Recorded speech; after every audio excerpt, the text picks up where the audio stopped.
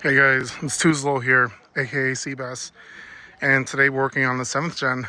So I haven't worked on this car in a million years, and it's showing its flaws, honestly. So what we're gonna do today is replace the rear motor mount. It's not the worst, but it is annoying to do on a manual transmission car just because you have the shift cables in the way. You only have the automatic transmission cable here in the way.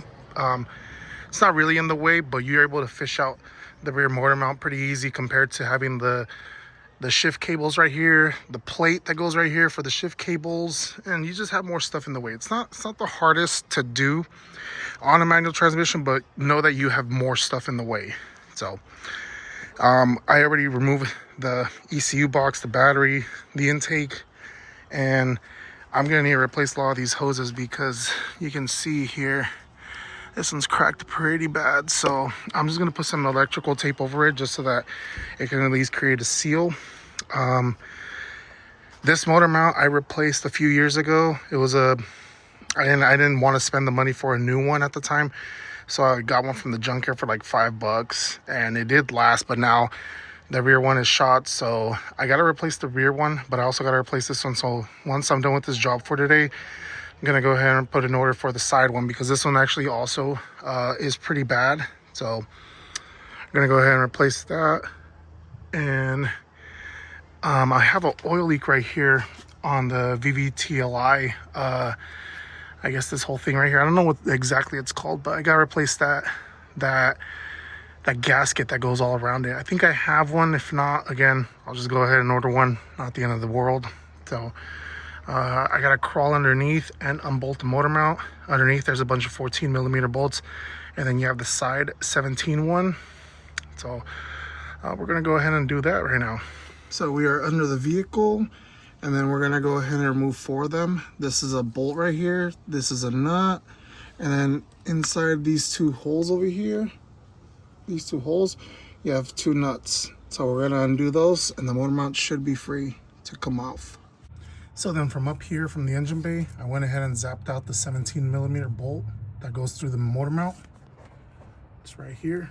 It's pretty oily because I'm actually leaking oil from my speed sensor. So another thing, I don't think manual transmissions have a speed sensor. Well, as far as I know, the Corollas don't, but I could be wrong for the Celica. So we're going to replace the O-ring for the speed sensor right there. We're gonna replace that O-ring, and we should be able to pull out this motor mount. Let me see if I could do this with one hand.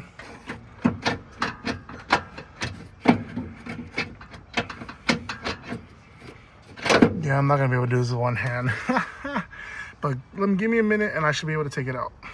I didn't want to end up struggling with it, but I still ended up struggling with it. So I basically had to undo the motor mount bracket, the rear one. You can see what I did. I left the bottom one intact. It's just a little loose.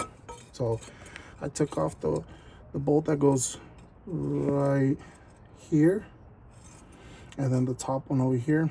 And I simply just moved everything to this way. And I was able to fish the motor mount out. So then come out this way, my dirty hand. So just to let you guys know, there is a difference. There is an automatic transmission mount, and then there's also a manual transmission motor mounts. So I didn't know that. I thought they were the same. Maybe that's why that one gave out, but this is the part number for the automatic one. If you guys need it, it's brand new from Toyota. So let's go ahead and put it back in there. Check that out. So there is a difference with the motor mounts. The manual transmission one sits a little bit lower. The automatic transmission one sits a little bit higher. I did not know that, but that's good to know because I know for a fact the Corolla ones are the same. I've changed them out before, and obviously they do fit because I just used a manual transmission motor mount on an automatic. But we're gonna put in the correct one. So before I put the motor mount back in, I pulled out the speed sensor, and yeah, that speed sensor's been leaking for a minute now. Yeah, I think that gasket's really flat. Oh, there we go, we focused. Look at that gasket, incredibly flat. So I'm gonna go ahead and clean up the speed sensor and install the new O-ring. New speed sensor O-ring installed. There you go. And that's the part number if you guys need it.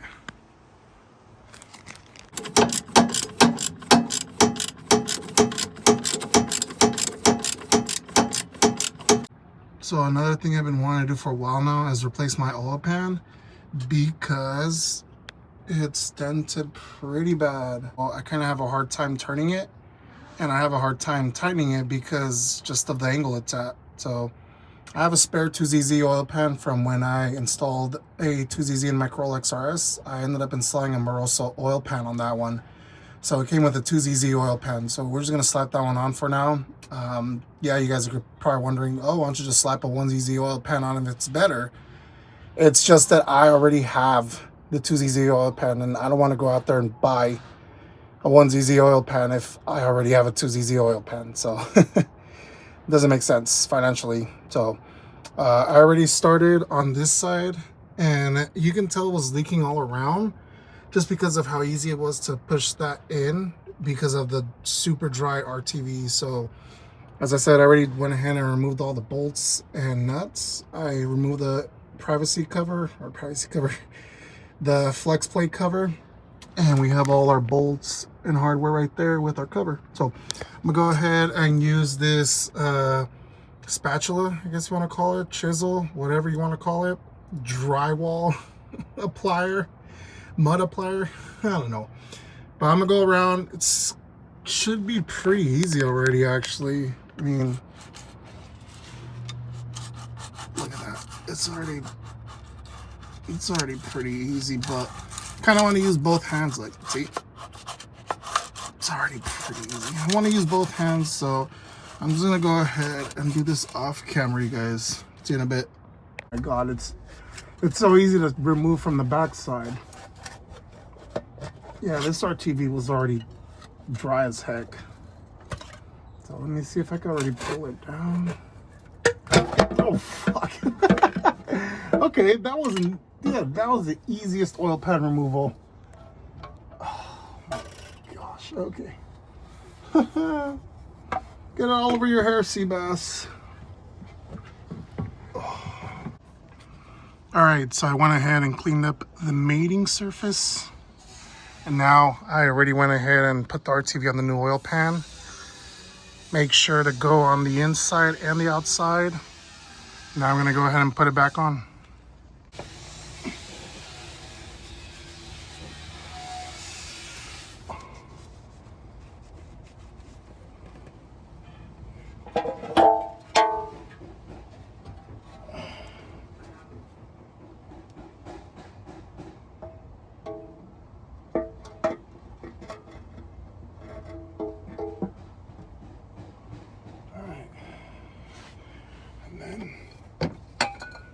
Start putting them one by one.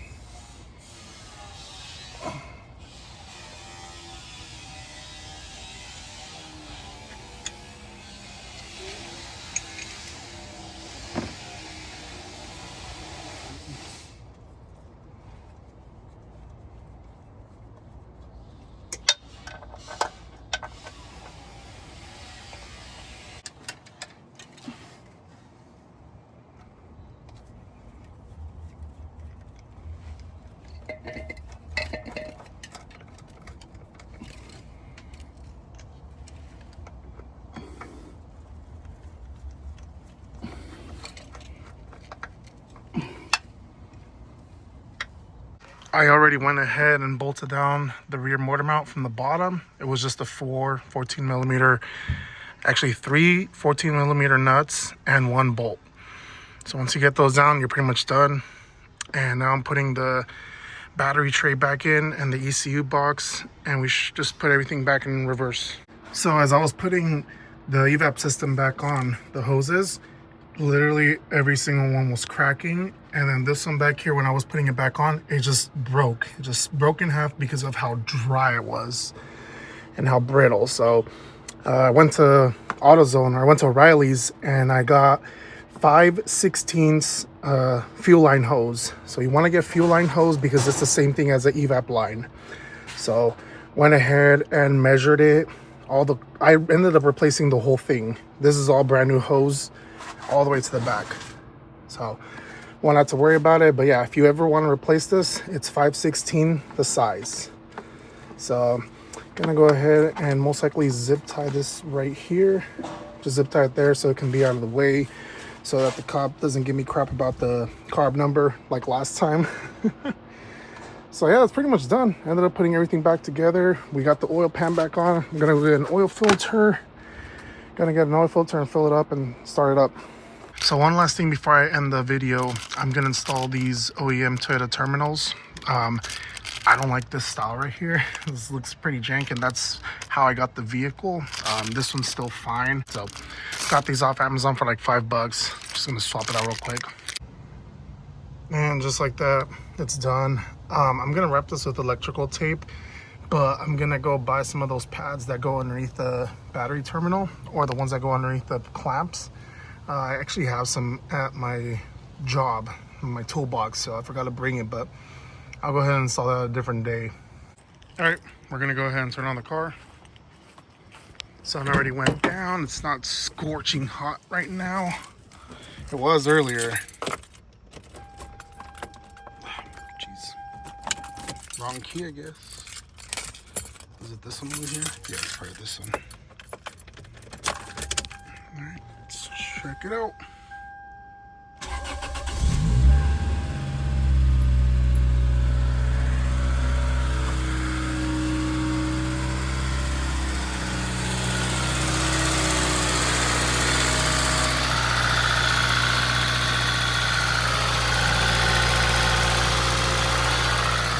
Sounds like a 2ZZ to me.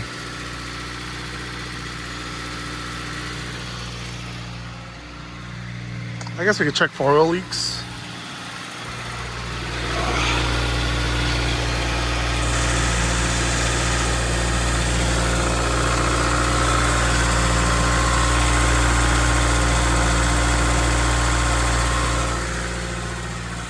Looks like we checked out. All right, guys. Well, that's pretty much it on an update for the Celica.